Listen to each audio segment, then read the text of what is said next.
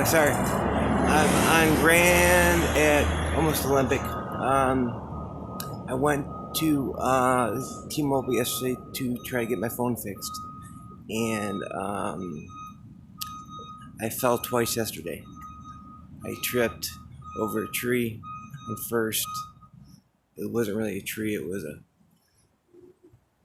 like a thing of dirt around the tree, and over at 6th and Hill. I think my ALS is kind of getting to me, and that bothers me because I can't get treatment for it. I can't get medication for anything, for my anxiety or for my ADD. I use a lot of CBD. Oh, by the way, it's March 25th at 1:25 p.m.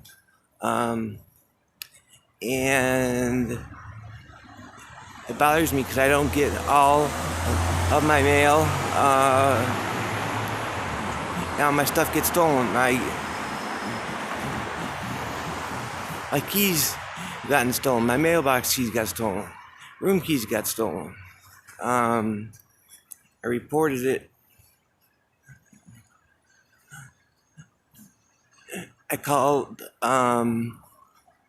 LAPD, and they said there was no crime. And so apparently I gave them another day, which was about 2 weeks ago. I called them at approximately 7:38 p.m. where someone stole my real ID card, and they said they arrived at 9:06 or 9:07 p.m. and could not get into my building, the Hart Hotel Apartments, and so they didn't show up. So at 11:36 p.m. I called. They told me that, and I went downstairs. I waited for them, and a unit waited at a stoplight within view of me. And I was underneath a light,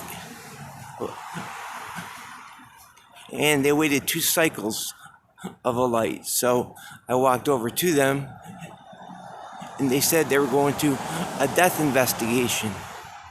It was a short Hispanic bald guy and an older guy driving. I don't know if he had stripes or not, but it was like light colored hair, and he was approximately 48 years of age. It was an Explorer, and the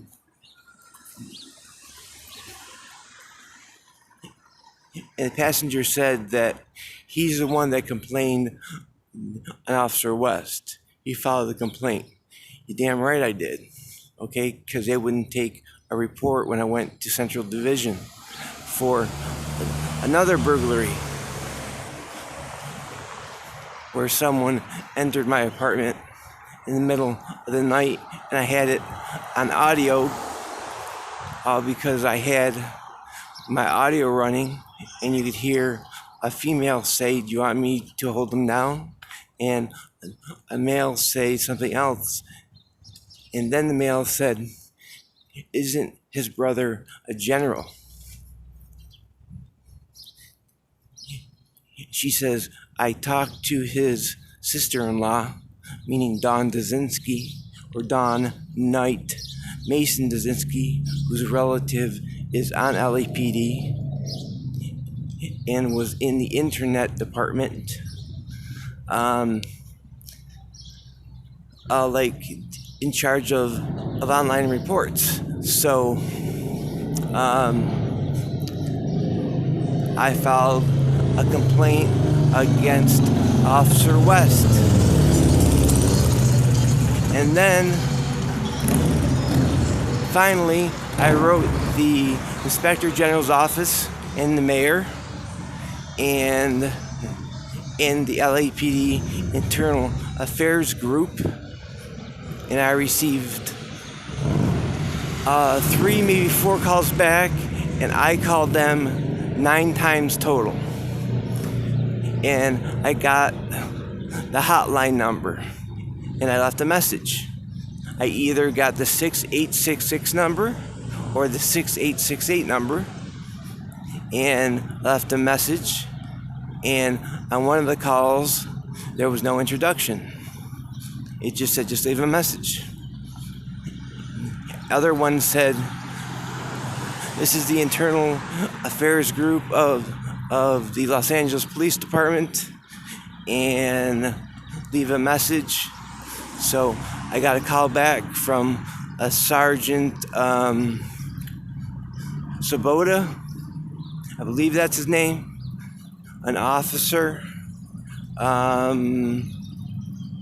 Diddler or something like that.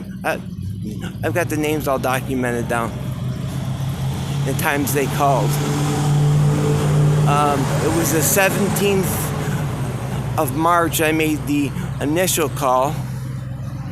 It was the 18th I got a return call. It was the 19th I got another call at 7:38 a.m. and 7:48 a.m. and he left 3 messages. I've got the 3 messages on my machine, but I had 4 calls back, so 4 calls, and those were the only missed calls I've had, other than T-Mobile service. All because someone has hacked my phone, and I get in real time. I've changed SIM cards. I've completed T-Mobile.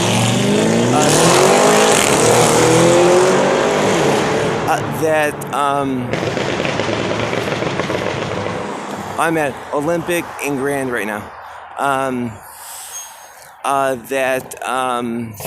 Someone is in real time getting my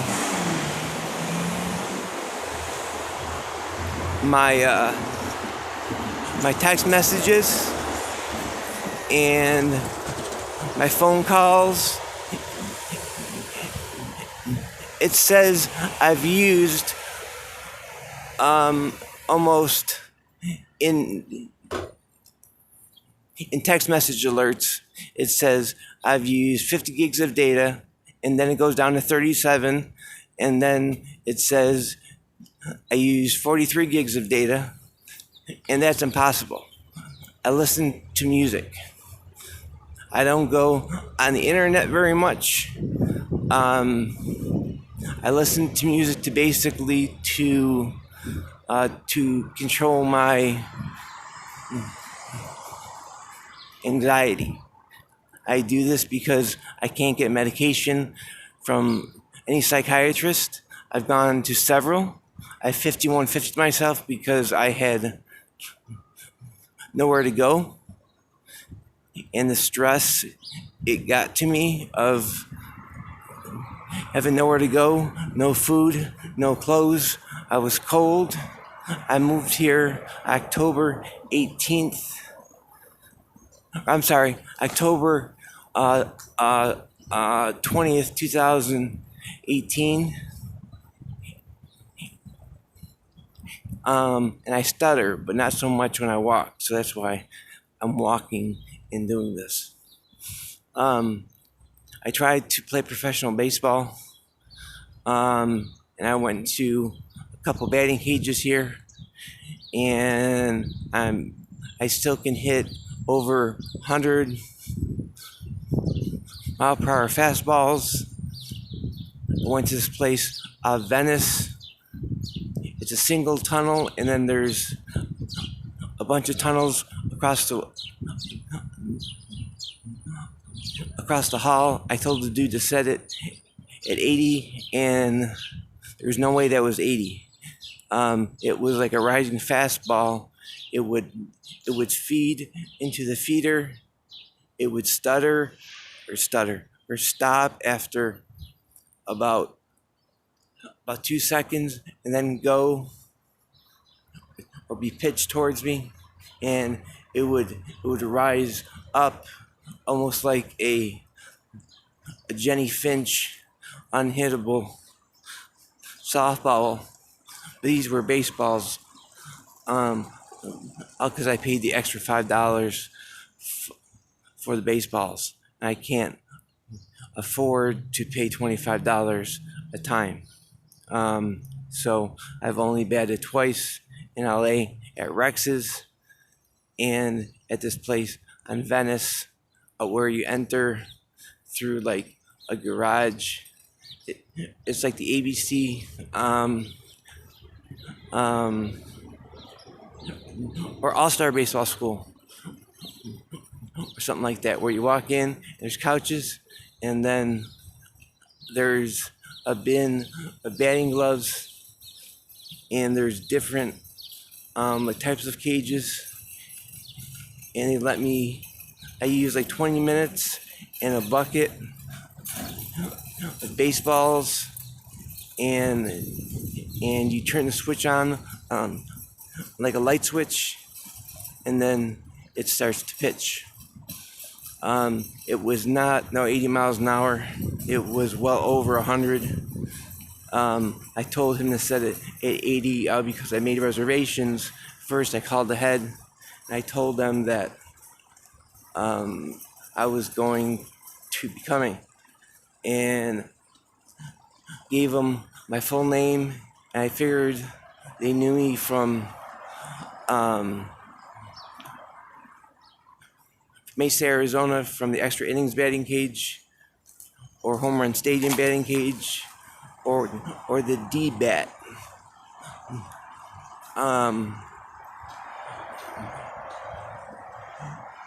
The cage, and I broke my thumb on August 26, 2018 at extra innings, when a pitch was apparently, it was a machine malfunction, and it was thrown off away from home plate. I was batting right-handed, and I was wearing a Yankees hat, backwards, no helmet. I had my D.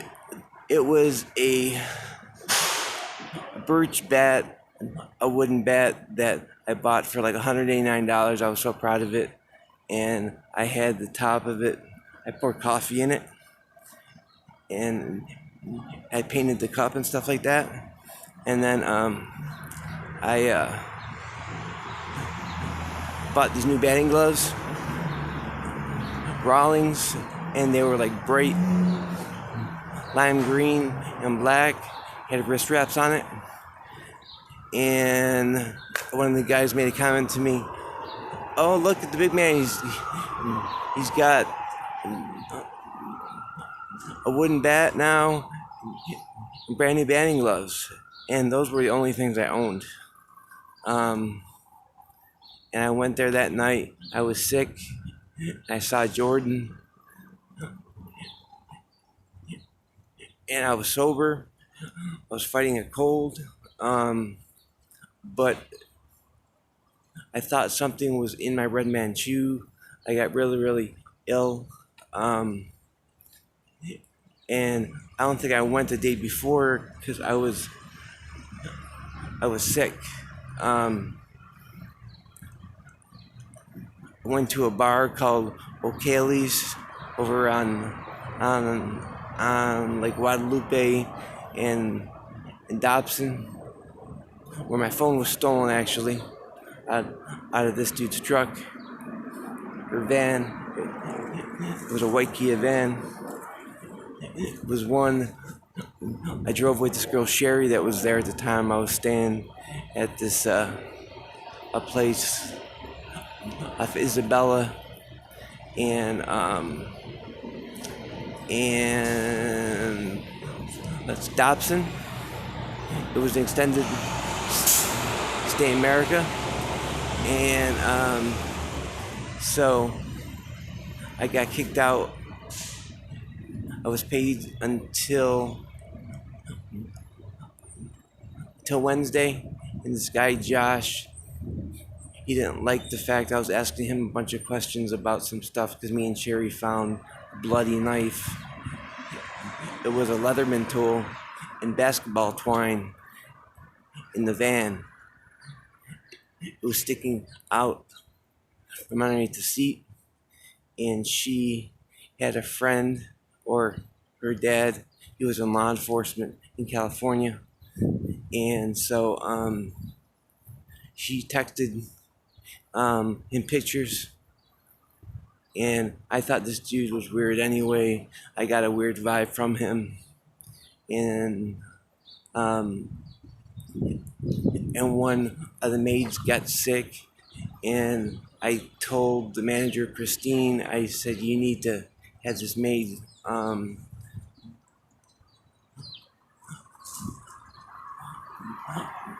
go to the hospital, because I talked to her. She wasn't feeling good, and she said that she got a bottle of water from this Josh guy, and then cleaned the room, and she may have touched something, and maybe it went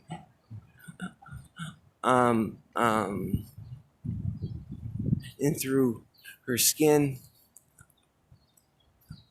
But after that, I was sleeping. A Mesa PD knocks on the door. It was Officer Kujella and one other officer, and he says, you got 5 minutes to leave. I said, I'm paid till Wednesday. He says, I don't care, and you've got no time to primp. So at the holding facility, oh yeah, I had no place to go, so I took my basketball, and he would not let me take any of my clothes or anything because I only had 5 minutes. And in most cities, they give you 20 minutes, okay, to pack up. And they were right there. It was 2 officers. It was one who was standing between the door and me who was shirtless because I was sleeping and not feeling well. And then it was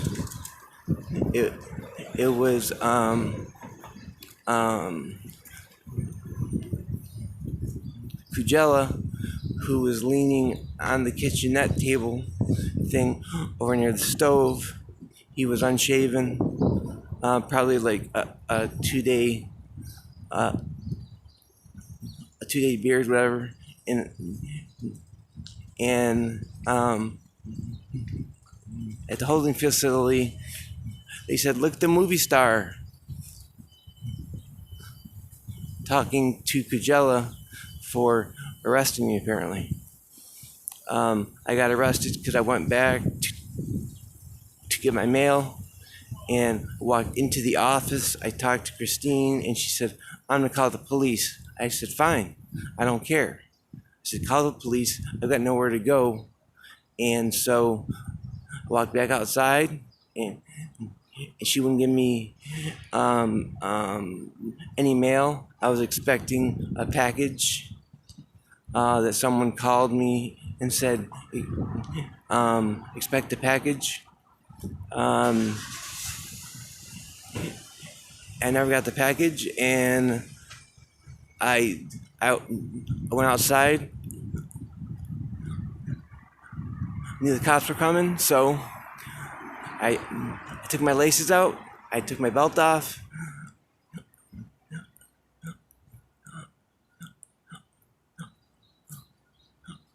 and I left all my property in the room, obviously, and I had my basketball, and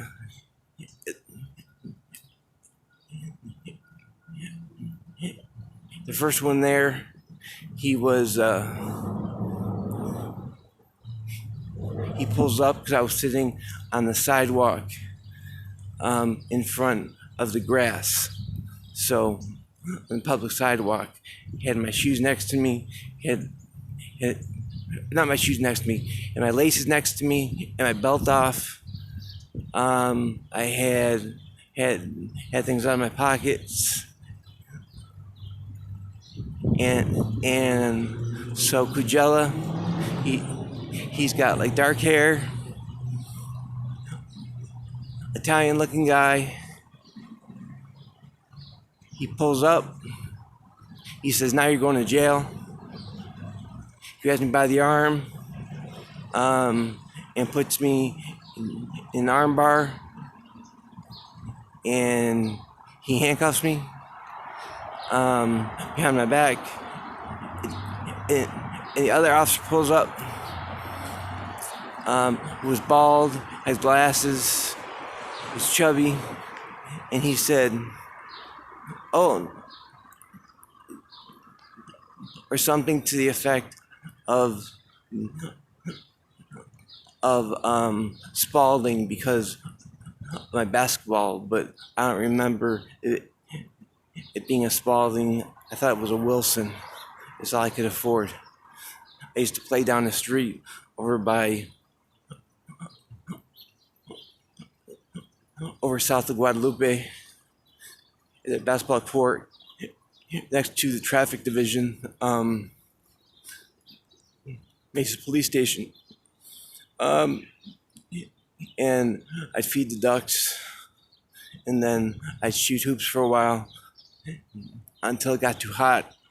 It was summertime, so it was like 100 and something, and I would play in the afternoon, and sometimes barefoot, all because of my blisters. And I'd wear my socks, or sometimes just barefoot. Like I said, it was cooler and less painful because of my blisters. I had these white and blue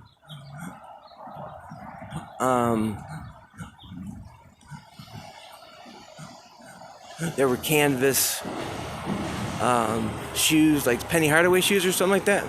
Down the bottom had number 17 on like the very bottom.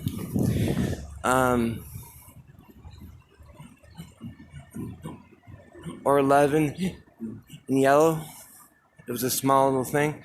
And then that day I got released from jail, I stepped in oil at Gilbert and Lindsay in like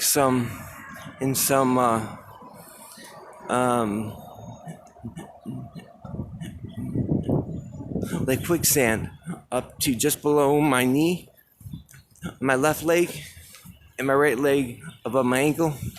I pulled myself out and said, "Wow, that oil's coming up from the ground." And I said, "I better go tell someone." Well, by the time I was walking a little bit, all because of my blisters, I got sick. I didn't feel good. It felt like I got poisoning from like the oil, or the oil being, of course, it's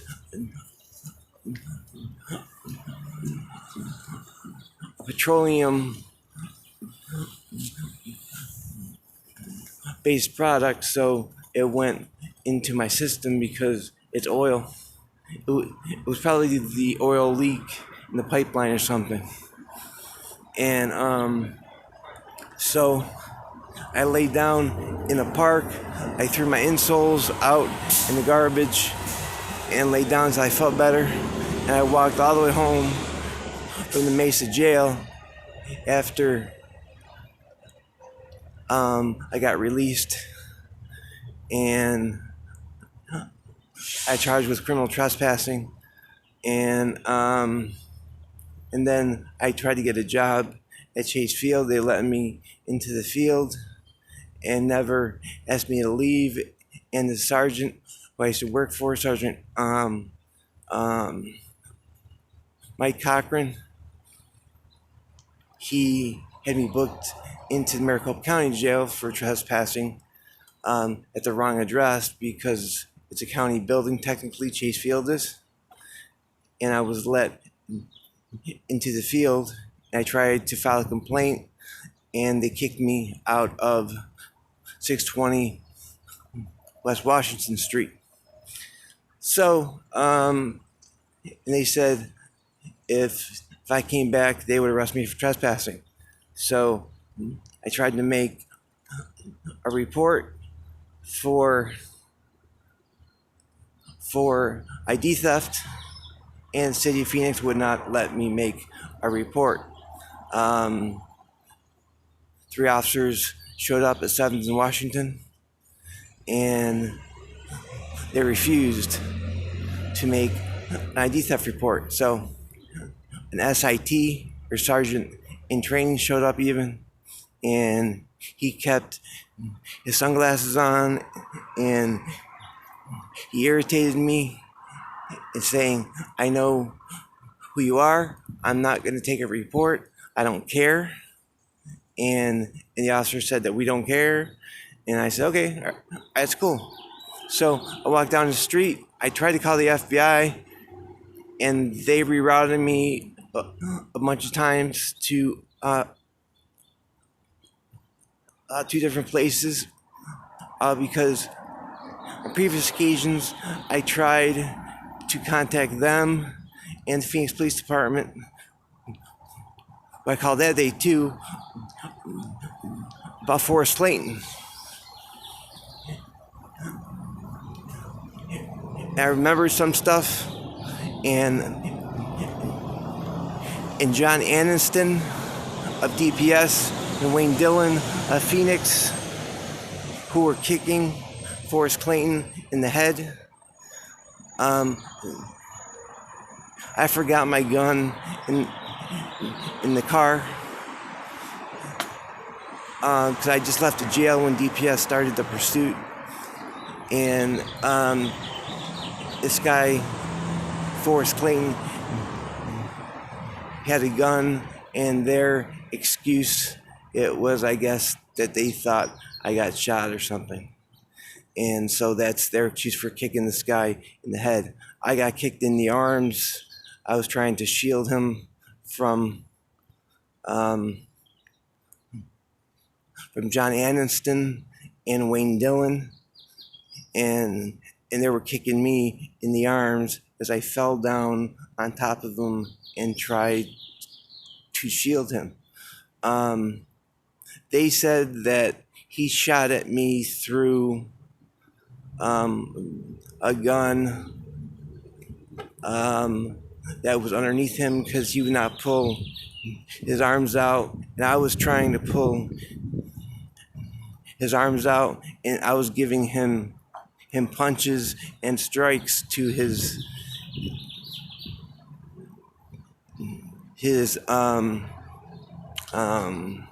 pressure points, but legal ones, not kicking him in the head with all the paratrooper boots that John Aniston had on, and zippers on the side.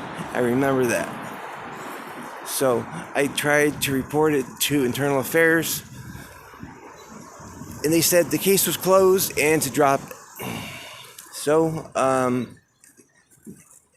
went to trial, U.S. District Court. I was followed on that day down to Mexico because I wanted to go buy painkillers legally, and I was late to court. I had to do some other stuff too, which was private, and I told the judge some stuff, and it's private, so it is what it is. I don't lie whatsoever anymore, at all. I do not lie. I don't mislead. I don't do anything. I'll bullshit now because I know I'm on mic a lot of times. I'm not bullshitting now. I'm not lying now. And these videos are 100% truth. That's the only way I can get it out there. And it's the only way I can get it out there because I get people following me around who say, oh, it's him, it's Bob, it's him, it's Bob. And I know people listen to me and they try and instigate me into a fight. And I can't take it anymore. I moved to LA to get away from the BS.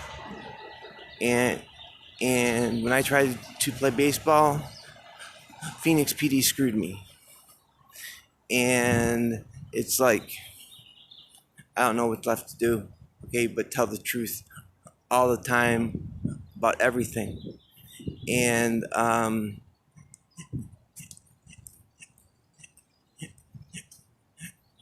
that's all I do. I know things are mic'd up in my room or there's like parabolics around which can be heard through very thin windows, and I'm facing the street in room 322. So I'll say things out loud on purpose, talking to myself. And at times I verbalize every conscious thought. And it's just the way it is. So I've got nothing to hide. I've got nothing to be ashamed of or afraid of. I've got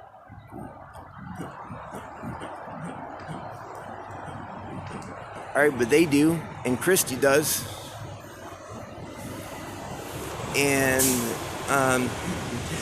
Don Knight Dziezynski does, whose relative is on LAPD, in charge of the internet department, or was in charge of the internet department. So I don't know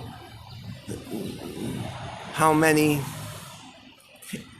And I asked an internal affairs investigator yesterday, how many reports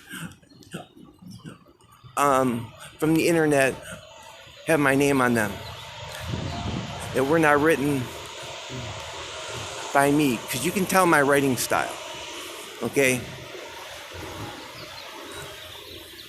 I'm not succinct. I'm not short-winded.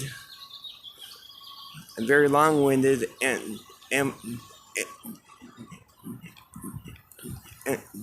plus my ADD is so bad because I don't get medication for it. I can't get medication for it, that I basically use only CBD. Only when I can afford it. I don't get enough hours of Chrysalis, okay, because they have tons of people looking for work. It's a hard time right now, and it's been a hard time. I guarantee every single thing, including my apartment, on my belongings, that nobody on the Dodgers or Angels could strike me out. I'll warm up for 10 minutes. And I will put up everything. I said before, I will sign a plea to a murder I did not commit. I'll spend the rest of my life in prison if I get struck out. You will not strike me out, Clayton Kershaw, or anybody. And no, that's not delusional. It's not, oh, he's just cocky. I wonder why I'm not playing in the pros, because the pitchers didn't want me, probably. And I'm not cocky. I'm only sure of myself. And I found the only way to get people's attention is to be cocky about this, about the thing I know I can do. I don't know the rules of basketball. I can shoot around and shoot baskets, yes, but I can't play a basketball game. I've played in 2 basketball games ever since I was 11. I've shot hoops at Venice Beach on Christmas Eve of 2018. In October of 2018, it was a day I slept over by the courts and over by the racquetball courts. And when I was homeless, and I do that all the time because I've got angels around me. I know that. Lori Piestewa. And Jeannie told me once, who worked at this place, next to Toka Sticks Golf Course, where I would talk to Lori Piestewa, and I would walk along the golf course at night or in the evening, the afternoon sometimes, and I would look up and I would be like, Lori, what do you want me to do? How do I change my life? And she'd be like, I got you. And I know she saved my life before. I know she's guided me. I know she stands beside me sometimes. I named my stuffed dog I found on the street LP for Lori Piestewa. And she was killed March 2003. And I have a note in my wallet that says, if any of my ideas I submitted to the hearing clinic or LAPD or to integrate body cameras and NBTs, all this stuff that I wrote down in a book that I finally threw out and gave up on, all because I know I'm dying of ALS and it's getting worse. And I want people to know all that money goes to Jessica Lynch, and she'll know what to do with it. Her heart will tell her. Okay, but I promised Lori Piestewa in a vision or a dream that I would take care of her the rest of her life, meaning Jessica Lynch, and that she has nothing to explain to her parents about that day, and to buck up Buttercup. That's what I was told. And I wrote that down in a note and put it underneath right foot of Beethoven, and picked it up the next day on the ground because it fell off by the wind. And I felt that it was probably a joke that someone played on me or something, but I still believe that Lori's by my side, and that her spirit's by my side, and that she protects me. So I never met her, I never knew her, I never knew her family, I never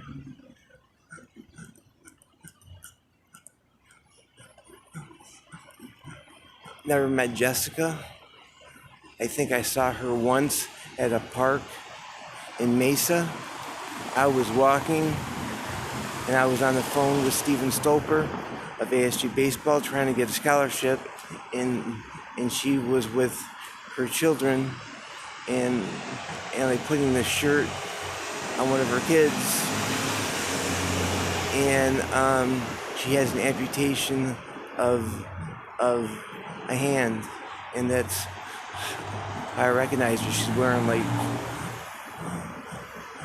black biker shorts, spandex, and I don't remember,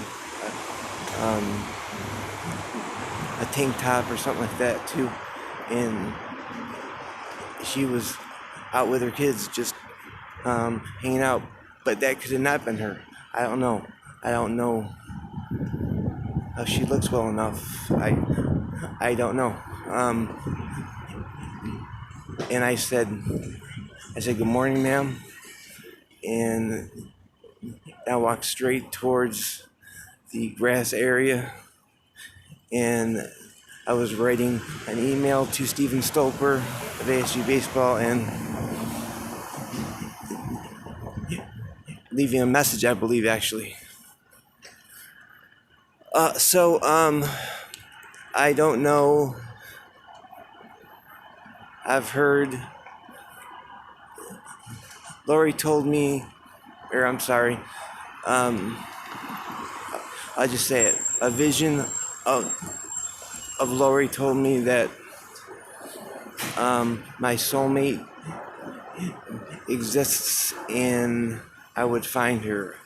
I'm not going to say the name of that girl in fear of her being bothered or stalked like I am sometimes. I'm not delusional. I am not a bad person. I don't know why everyone treats me like crap and thinks I'm nuts. I'm the most stable person I know other than PTSD, ADD, and anxiety so severe I've got to wear earphones in my ears and music, and sometimes I put earplugs in my ears to make sure that people don't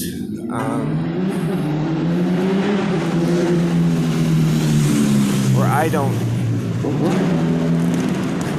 hear what people say as I walk by them. I mean, they call me names and it hurts and it sucks, so I go home and I sit in my room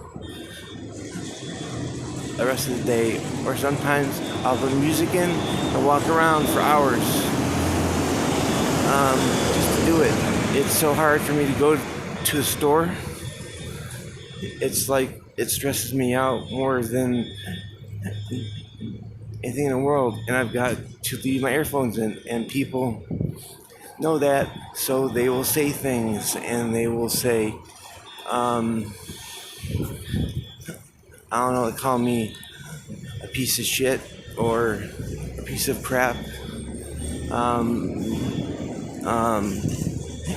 That was a direct quote I've heard yesterday. This has been going on since December 2017, and I checked myself into Banner for ocular pressure on December 20th, on May 20th, 2018. In December of 2017, I went to the cash shelter because I left Banner behavior health, and I was mocked by a speaker in my room. It was Don's voice and Joe's voice and my mom's voice and my dad's voice all laughing at me and saying, "Oh, look what he's doing. He's laying on the bed. I hope he's comfortable." Stuff like that. So all this has been going on since then, and then I finally left Arizona and came to Los Angeles for the start of a new life. I thought. I tried to file police reports for things that happened to me, like I get burglarized and my apartment gets entered, or when I was staying at the Continental, for example, I would find things in my room. I mean, but there's keys all around the place. Because people don't turn their keys in sometimes. So it wasn't the Continental's fault. Actually, the Continental helped save my life because they gave me a room 66, on days it was raining. I did not stay there all the time. I would try and crash places and get out of the rain. I was allowed to stay with a girl I met in a tent on St. Julian and 6th Street for a few months. And that was after I got out of Exodus, and I was on this stuff called, it was a medication they prescribed me, and I got so confused with it, I couldn't even like think, and I had to stop taking the medication. They gave me 2 prescriptions for it. One was a 30 milligram prescription, and one was like a 15. It said to take 3 times a day. It was from the same pharmacy across from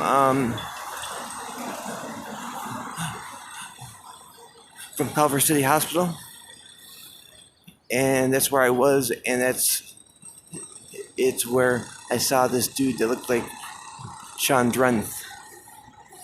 I